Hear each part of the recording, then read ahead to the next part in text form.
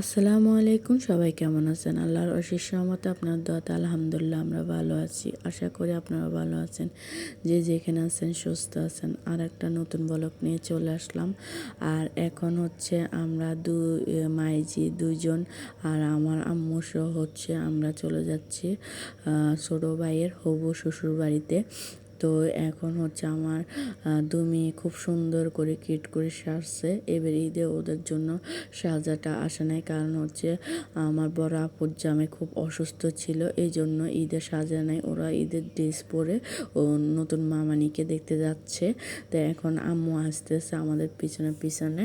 তো এখন আমার মানে ভিডিওটা হচ্ছে ভালো করে ধরতে পারি নাই, আমার মোবাইলটা কেমন জানি হয়ে গেছিলো, মানে ভালো করে মোবাইলটা ধরতে পারি না, কারণ হচ্ছে আমার হাতে এতগুলো গাঁটটি ছিল, মানে ফল মিষ্টি যা নিয়েছিলাম সব কিছু ছিল, এই জন্য।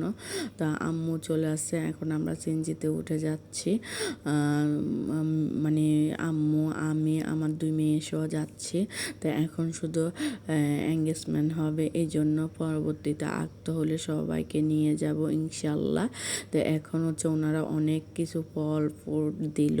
তো মানে সবাই মিলে একটু দুষ্টামি করতেছিল। তো এখানে হচ্ছে মেয়ের মামা ছিল। তো এখানে ওনারা অনেক পদের জিনিস আনছে।